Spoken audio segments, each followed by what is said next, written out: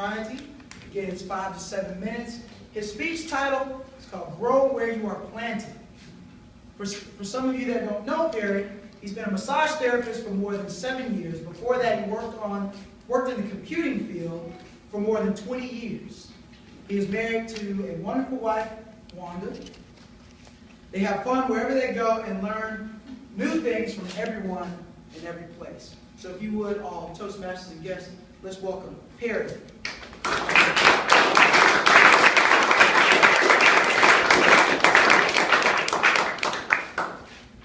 Thank you, Toastmasters and fellow guests. I want you to take for a moment, close your eyes. Do you remember the last 5 jobs that you had? For those who've been as long as I've had in the game, do you remember the last 10? Now, if there was something you could do different, would you do it? Open your eyes. What I want to talk about tonight is learning how to grow where you're planted. And there's a lot of folks that I've run across, they're always looking for greener pastures somewhere else. They think that they're going to grab that grocery someday. Their shift is going to come in. And yes, I'm using very trite statements because I was out of the novel. They think that at the end of the rainbow is a golden pot for them. They feel like if they work hard enough, just a little luck, they can make it happen. A lot of times I see them, they're working beside me or other places, and I was that person at one time. You get involved in an organization, the first thing you do is like, what is this organization about? You do that about 3 or 4 months. Next 6 months, how do I fit in? And after that, it's how do I survive? Most folks never make it beyond how do I survive? Because beyond that is the point where how can I make a difference? Part of growth is that you notice every plant that you see, notice everything that lives, it has to grow from a little seed. It has to sprout, it has to flourish, it has to expand, and it is either going to be flowering or it's going to be producing some fruit. And that's how, as a member of an organization or any part you're association with, and a member of a family, you should be able to learning how to grow it. But part of that is first knowing, who are you? Where have you come from? What is going on within you? And you also realize that there's some part of me, that I'm not learning everything I need to know. And I need to find out who can teach me what I need to know. Is it going to be some organization, association? Is it going to be just life itself? Is it somewhat the way I'm going to evolve what I do? I run across many massage therapists. They've done 3,000 Swedish massages. They are tired of doing another Swedish massage. And I never took it as that. I was like, there's got to be something I can do to make it just a little bit better. And I have yet to find a point in my work as a massage therapist that I can improve on something and make it a little bit better. I'm always searching for what's out there that I can make it a difference. I ran across an employee of mine that I was working with, and I was working as a shoe salesman at Beltadis Mall.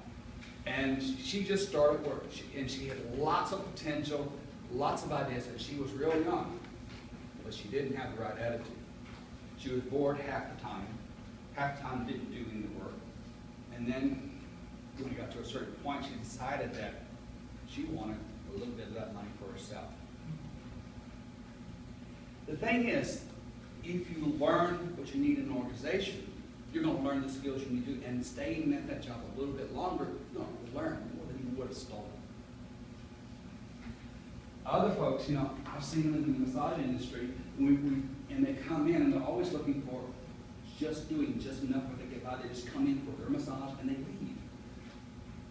They never learn that every organization needs someone who's going to go the extra mile, who's going to find ways that they can make themselves an indispensable part of an organization. First job I took was basically learning how to do the massage bath. The second job I took, it was learning the business of massage. What's all the things it involves. And now I'm learning how you really thrive as a person. How do you really thrive as a business? How do I make myself available? And I basically decided I'm going to do whatever it takes to make it happen. I got to a point where I'm frustrated a lot of times. And it's not because I'm not learning. Sometimes it's basically I'm not getting other folks to come on ship with me to like, this is a great organization. This is great how we can do this. We can be a really wonderful organization. And when you ever look at it, every system that you see, it's a mobile. Whenever you make change in one part of the organization, it has its rippling effects all throughout. So I decided that I'm going to be that change. And I had to change a lot of things about myself. How I approach work. How I love the people that I wanted to be with as far as working side. How I wanted to care for each and every single client I was facing. How I wanted to make what they saw when they came to my place to look wonderful.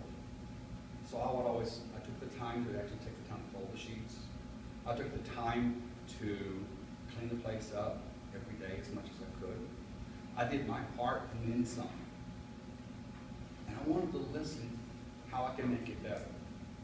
So I would invest my time and my ideas and my talent to really be an invaluable resource for my boss.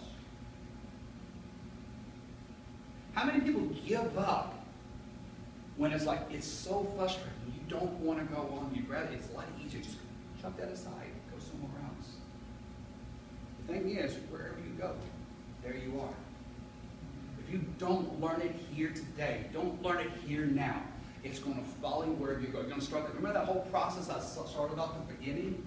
First part, you're going to learn the organization. Second part, you're going to learn how you fit in. Third part, you're going to learn how to survive.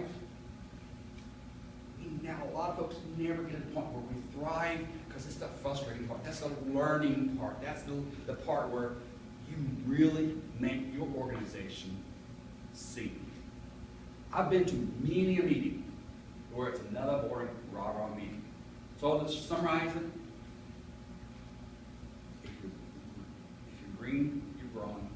If you're right, you're right. So always keep growing. Thank you.